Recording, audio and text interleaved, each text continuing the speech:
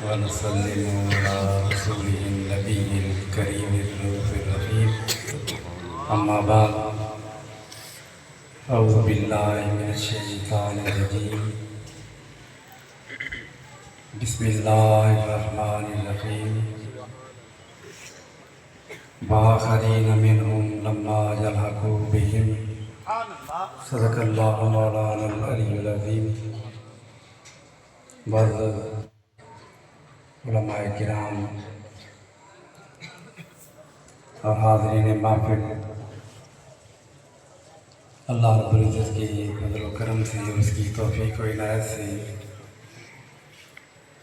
آج ہم عالم جلیل، فاضل نبیل، پیر طریقت حضرت علامہ مفتی غلام جیلانی رحمۃ اللہ تعالیٰ علیہ کی عرص مقدس اور اس ادارہ کے سالانہ اجلاس کی اس تقریب میں حاضر ہیں عزیزم اور حضرت مولانا محمد ابو بکر صاحب حافظ اللہ تعالیٰ کے زیر اہتمام یہ پروگرام اور یہ تعلیم و تعلم کا سلسلہ الحمدللہ حسن و خوبی کے ساتھ جاری ہے. اللہ انہیں اور توفیق عطا فرمائے کہ وہ اپنے عظیم والد گرامی کے اس مشن کو اور بزرگان دین کو اس فیض و برکات کو جاری و ساری رکھے. حاضرین محترم، یہ جامعہ کا سالانہ اجلاس ہے جس میں دستار بندی بھی ہوگی ان علماء کرام کی جنہوں نے یہاں پہ قرآن کریم کی تفسیر پڑھی، قرآن کریم کے مطالب اور مفاہیم اور معنی ان کو سیکھا. میں نے قرآن مجید فرقان حمید کی ایک آیت مبارکہ کا ایک حصہ تلاوت کیا ہے. اس سے پہلے اللہ رب العزت نے اپنا تعارف بیان کیا اور اپنا تعارف اس طرح بیان کیا، وہ رب کائنات ہے، وہ سارے جہانوں کا مالک ہے، لیکن وہ کہتا یہ ہے کہ میں وہ ہوں جس نے اس شان والے رسول کو بھیجا. سبحان اللہ. گویا کہ اللہ رب العزت مالک سارے جہان کا ہے، لیکن اس کی تخلیق کے شاہکار محمد عربی. سبحان اللہ. اسی لیے اللہ رب العزت جب قسمیں بیان فرماتا ہے تو رب سارے جہان کا ہے، اور کہتا ہے یہ فلا و ربی کا، اے حبیب تیرے رب کی قسم. سبحان اللہ. اللہ نے وہ اپنے حبیب صلی اللہ علیہ وسلم کو صورت کے لحاظ سے، سیرت کے لحاظ سے، کردار کے لحاظ سے، اقوال کے لحاظ سے، اعمال کے لحاظ سے، سر سے لے کے پاؤں تک ایسا حسین بنایا، ایسا جامع بنایا اور یہ اعزاز عطا فرمایا جو کسی کائنات میں کسی اور کو حاصل نہیں، کہ اللہ رب العزت قسم بیان فرماتا ہے لعمرو کا اے حبیب تیرا کردار اتنا عظیم ہے کہ تیری ساری کی ساری عمر کی میں حیاتی کی قسم. حاضرین محترم، ابھی سید سے خطاب فرما رہے تھے اور حضور کی علم غیب کی بات کر رہے تھے. میں نے جو آیت کا حصہ تلاوت کیا ہے اس میں بھی حضور کی علم غیب کی بات ہے. سبحان اللہ. میں نے کہا شاہ صاحب بیان کر رہے ہیں تو اسی بات کو تھوڑا سا آگے، کیونکہ خطاب اصل میں تو یہی سمجھتا تھا کہ شاید دستار بندی کرنی ہے اور خطاب کا کوئی پروگرام بھی نہیں تھا، کیونکہ ہمارے اندر ہمارے اس پروگرام اجتماع میں ہمارے ملت اسلامیہ کے عظیم خطیب نازش اہل سنت، خطیب اہل سنت جو آفتاب احمد دلیل آفتاب سبحان اللہ خورشید ہے، انشاءاللہ تعالیٰ وہ خطاب فرمائیں گے. میں چونکہ جامعہ کا جلسہ ہے تھوڑی سی بات اس حوالے سے بھی کر دوں. صحیح بخاری شریف، بخاری شریف کی حدیث ہے کہ جب یہ سورہ جمعہ نازل ہوئی اور یہ آیتیں نازل ہوئی تو صحابہ کرام ان الفاظ پر جو میں نے تلاوت کیے ہیں، ان الفاظ کو سن کر صحابہ کرام کو بڑا تعجب ہوا۔ تعجب آپ کو بھی ہوگا، پہلے معنی اس کا بیان کر لیں کہ فرمایا کہ اللہ وہ ہے جس نے ان پڑھ لوگوں میں اے حبیب آپ کو بھیجا اور مشن بیان کیا کہ حضور کے آنے کا مقصد کیا ہے۔ یتلو علیہم آیاتنا، ہماری آیتیں وہ پڑھ کر تلاوت کر کے سنائیں گے۔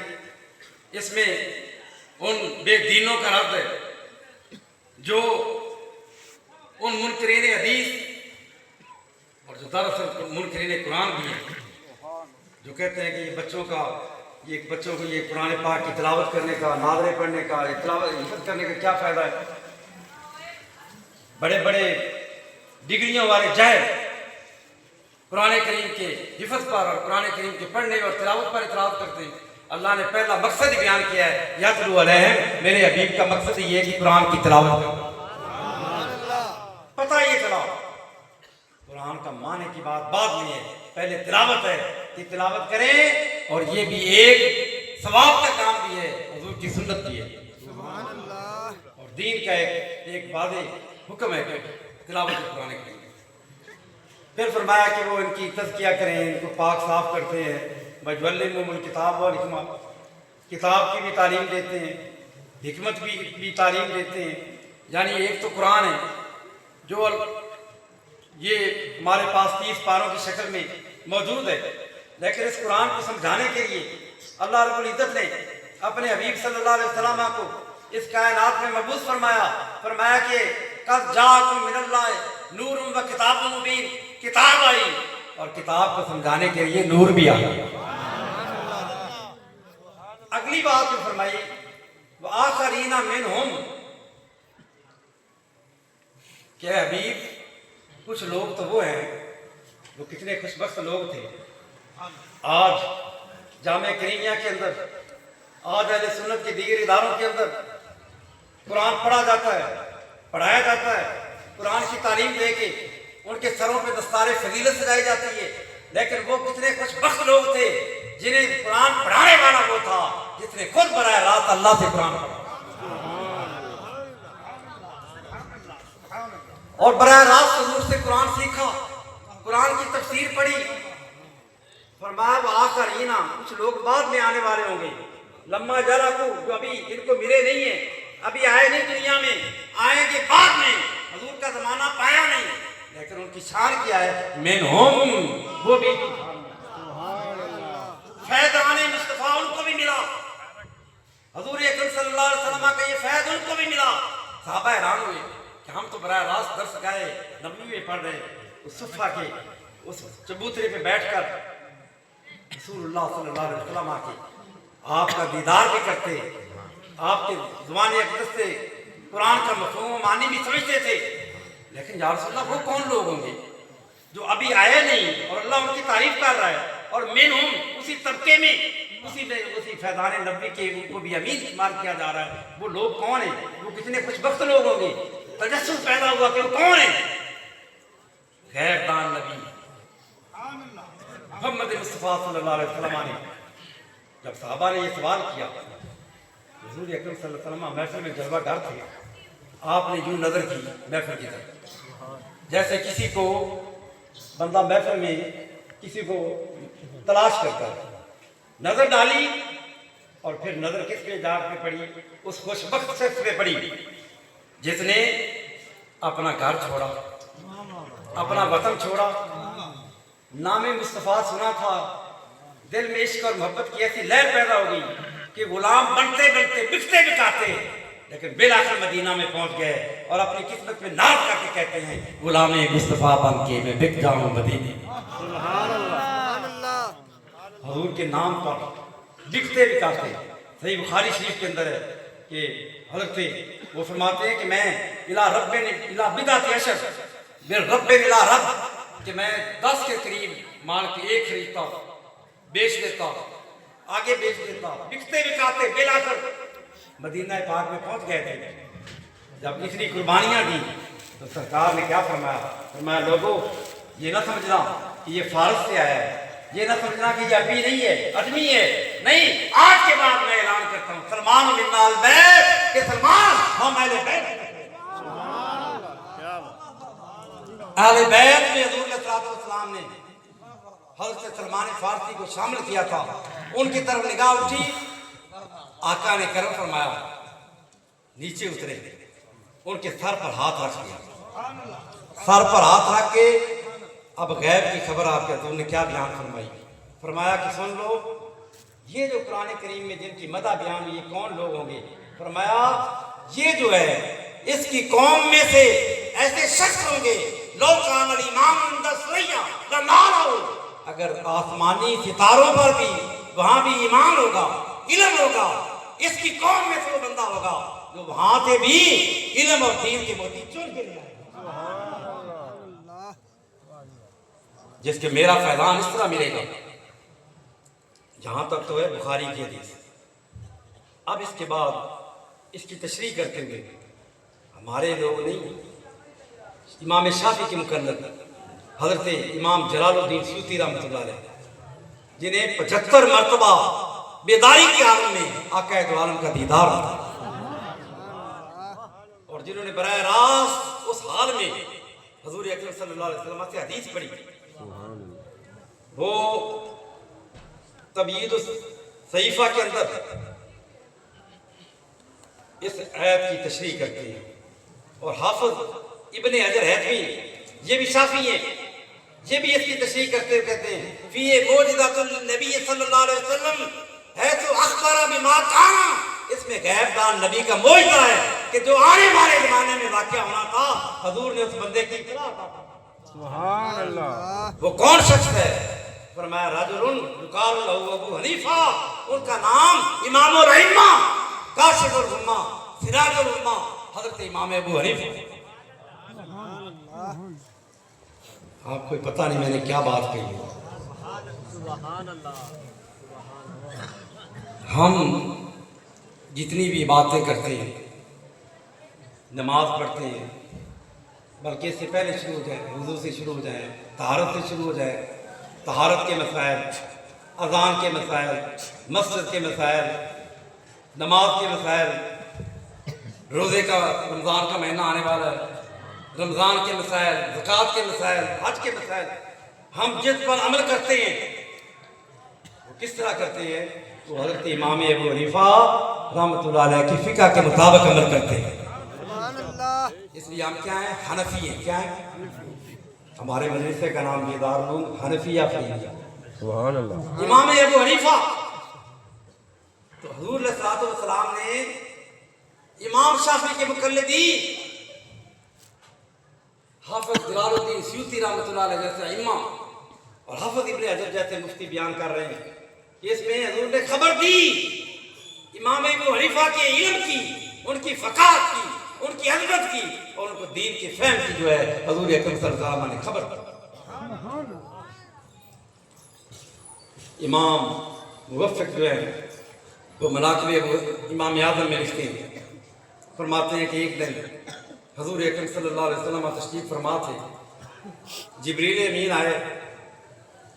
जिब्रील अमीन ने आके एक खबर दी, या रसूलल्लाह, हज़रत दाऊद अलैहिस्सलाम के एक उम्मती थे, उनका नाम लुकमान था, जिन्हें अल्लाह ने हिकमत अता की, दानाई अता की, इस तरह हिकमत और दानाई अता की कि अगर एक बड़ा ढेर हो, उस ढेर पर वो बैठ गए, गले का ढेर हो, गंदम के दाने हो या कोई और दाने हो, उनके ऊपर बैठ गए और हिकमत की एक बात बयान करें, एक दाना उठा के साइड पे कर दें, फिर बयान करें, फिर दाना उठा दें, फिर बात करें, दाने खत्म हो जाएंगे, हिकमत की बातें खत्म नहीं होंगी। ये बात सुन के हुजूर अकरम सल्लल्लाहु अलैहि वसल्लम की तबीयत अक़दस के अंदर एक रशक पैदा हुआ, एक ख्याल आया कि दाऊद की हज़रत दाऊद की उम्मत में इतनी शान का मालिक बंदा है और मेरी उम्मत में कोई बंदा ऐसा है,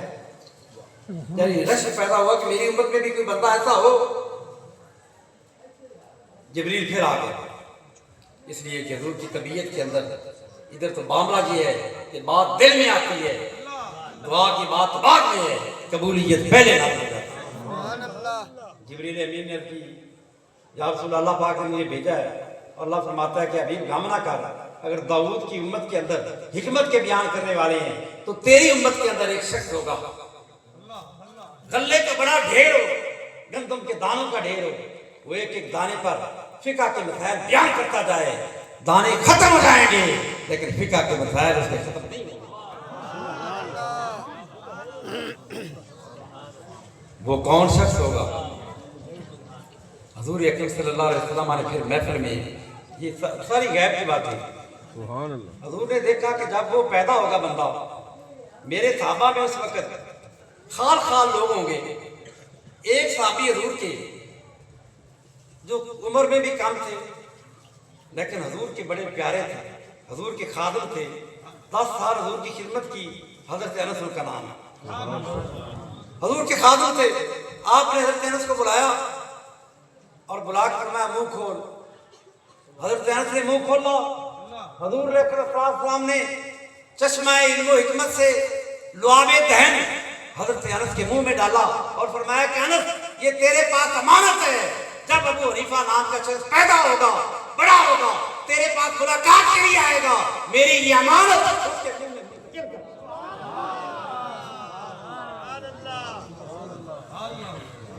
یہ فیضان نبوی ہے۔ داتا صاحب نے بھی اس فیضان کو بیان کیا۔ آپ فرماتے ہیں کہ ملک شام میں گیا، حضرت بلال رضی اللہ تعالیٰ عنہ کی مزار پہ پتہ چلا کہ بزرگوں کے مزاروں پر جانا یہ داتا صاحب کی بھی سنت ہے۔ اور امام اعظم کتنے بڑے امام ہیں کہ جن کے مقلدین داتا صاحب جیسے بزرگ ہیں، خواجہ معین الدین اجمیری جیسے بزرگ ہیں، بابا فرید الدین گنج شکر جیسے بزرگ جن کے پیروکار ہیں، حضرت معروف کچھی جن کے پیروکار ہیں۔ تو فرماتے ہیں کہ میں مراقبہ کیا میں نے حضرت بلال کے مزار پر، ساری رات گزارنی تھی، بیٹھے بیٹھے اونگ آ گئی، میں نے خواب میں دیکھا کہ یوں لگا بیٹھا تو تھا حضرت بلال کے سرانے، ان کے قدموں میں بیٹھا تھا، ملک شام میں بیٹھا تھا، دمشق شہر میں، لیکن مجھے یوں لگا کہ جیسے میں مکہ پاک میں ہوں اور مسجد حرام میں ہوں۔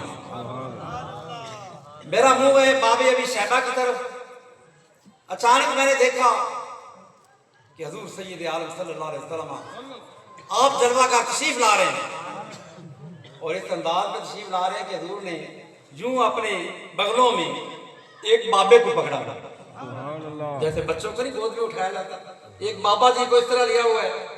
کہتے میں بڑا حیران ہوا اور جلدی سے اٹھا، حضور کی قدم بوسی کی، حضور کے آگے بڑھا، اور دل میں خیال آیا یہ کون ہے؟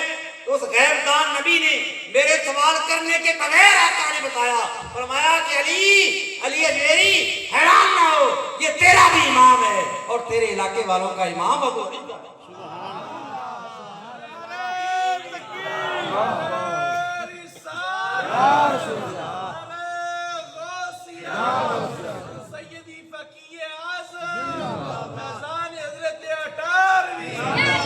داتا صاحب اس سے نتیجہ نکالتے ہیں، فرماتے ہیں کہ حضور نے یوں اپنے بغلوں میں اپنے بازوؤں میں ان کو لیا ہوا ہے، پتہ چلا کہ حضور نے اپنے اظہار میں لیا ہوا ہے، پتہ یہ چلا کہ اور ائمہ جو ہیں ان کے ماننے والے تو ختم ہو سکتے ہیں لیکن قیامت تک ابو حنیفہ کے پیروکار باقی ہیں۔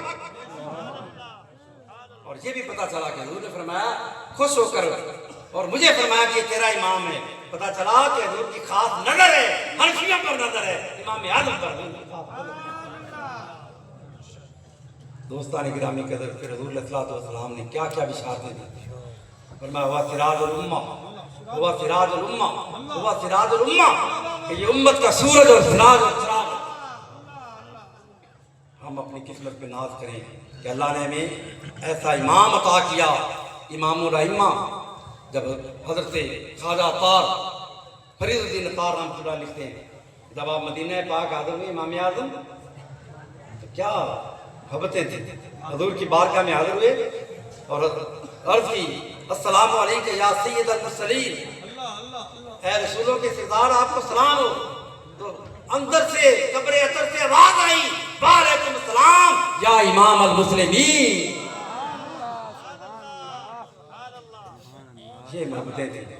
और जब मक्का पाक में गए, आपने कोशिश करके एक रात की इजाज़त ली कि काबे के अंदर रहना, काबे के अंदर ठहरने की एक रात। आप जब काबे के अंदर गए, दरवाज़ा बंद कर दिया, काबे के अंदर सारी रात इबादत करते रहे, आधी रात का वक्त था। फनू दिया काबा थे, काबे के एक गोशे से आवाज़ आई, ए मुसलमानों के इमाम, तूने मेरी इबादत का हक अदा कर दिया। गफार तो लाका बारे मनी तबा का इला यौमिल क़ियामा के अबू हनीफा, तेरी भी बख्शिश कर दी और जो तेरा पैरोकार हनफी होगा उसकी भी मैंने बख्शिश कर दी।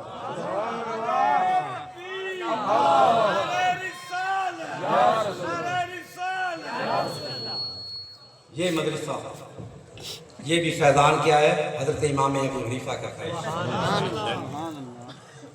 क़यामत तक वो मज़हब बाकी रहेगा, वो इमाम अबू हनीफा रहमतुल्लाह अलैह का मज़हब है। अल्लाह रब्बुल इज़्ज़त की बारगाह में हम दुआ करते हैं कि ये मदारस, ये कीरोकार का सिलसिला जारी रहे।